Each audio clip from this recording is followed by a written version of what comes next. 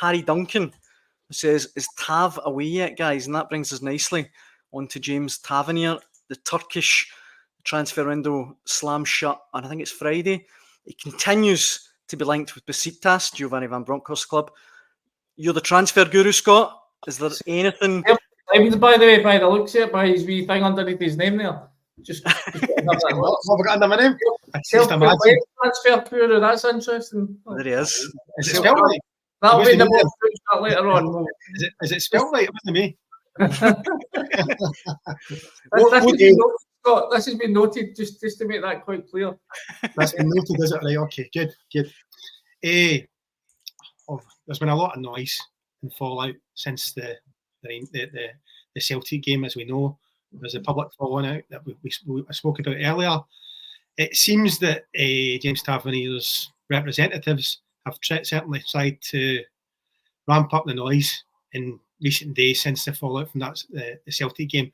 Obviously, there's an angry reaction. There's not a great reaction from the fans. Like, one guy is giving Tavernier pelters outside Ibrox. Tavernier seems to be the scapegoat for a lot of things that go wrong at Rangers. Obviously, he's the captain. People see him as a leader. I mean, he scores a lot of goals. He does a lot going forward for the team.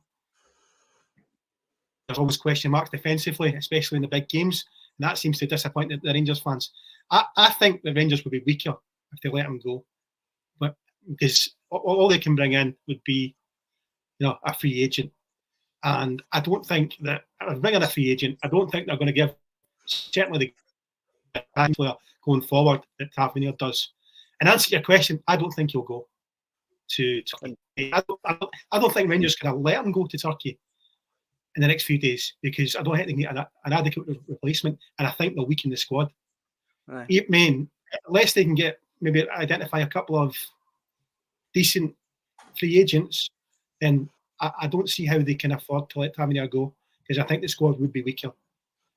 Well, that's a good point. That's a good point, Scott, because we've seen the way that Philippe Clement is when it comes to player fitness and, feeding guys back into the team after they've been out for a period of time. So if you're talking about bringing a free agent who presumably has not been training with MD, who's been weeks, months without playing a game or having proper, robust training sessions pre-season, then you could be talking another month before, even if they signed the guy today, it could be another month before he can be ready to play. So if you're talking about letting Tavernier go, deadline's this Friday, and you've got a couple of big European games coming up, Malmo, Lyon at Ibrox, League Cup here, quarter-final of the League Cup. I mean, I'm totally with Scott. I'd be absolutely staggered if they were to let him go.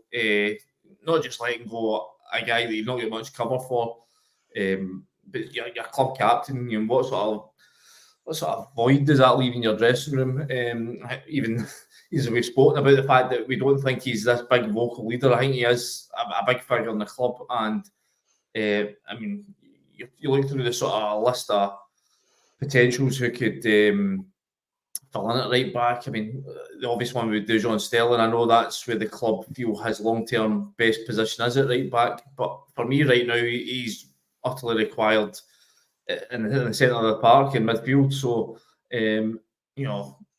I would just be stunned if Rangers let him go. I mean, I think that would be to do it now when you could have done it in the summer when there was offers there from Turkey, from Trabzonspor. Would have given you time to go and get a replacement, and would just seem like gross mismanagement to me to let him go now. So I would be stunned if that was that. A couple of comments that I'll throw at you guys. Rangers Easy OK again on YouTube there, saying, I think we all agree on this, that the guy that gave him stick outside Ibrox was bang out of order, but he does say that he thinks Tav's time's at an end. I do think that's the stick he got the other day was just so over the top. It was disgraceful. It comes from a place of frustration, but again, as I said, to single out players and individuals when there's so many fundamental things that are going wrong at Rangers, it's just ridiculous. But yeah, it's also fair to say that James Tavernier should have been moved on before now. He's been there at 9 years. He's been at the club 9 years.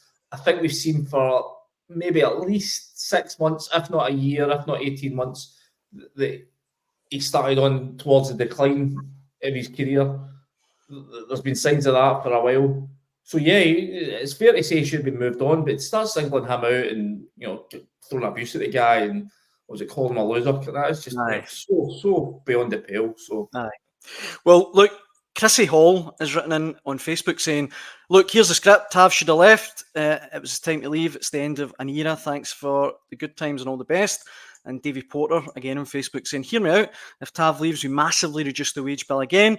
The new signing, Casaviro, can play right back. Sterling's a right back. Even Balogun can play right back. And we also have Adam Devine. I mean, I don't know about those last two options, but Scott, if you were James Tavernier, would you want to go now? Would you feel like after everything that's kind of transpired in the last few weeks, maybe it's best for a new surrounding? What you've got to weigh up, it's not just football. You've got family there, you know what I mean? He's got kids. Right, He's got to think about it. It's the bigger picture. But in fairness, there's no doubt that he's had some great times at Rangers.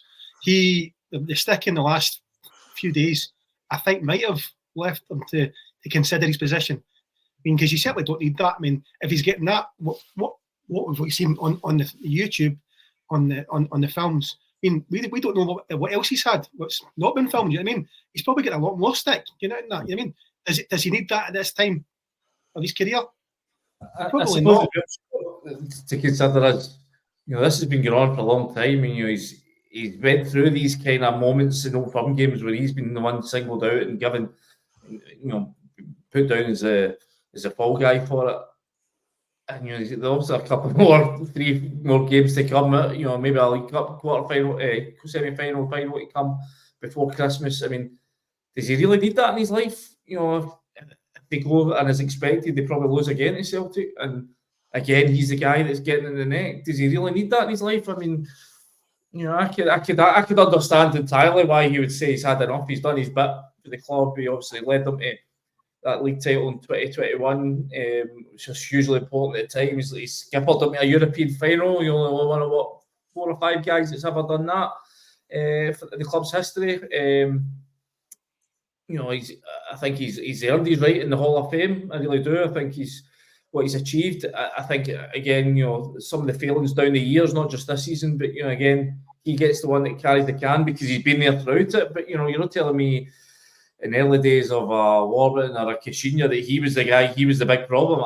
It's absolutely not. So I think, he gets the stick because he's been there throughout it. But, to say that he's the common denominator or he's the factor in Rangers' problems is nonsense. So, he deserves his place.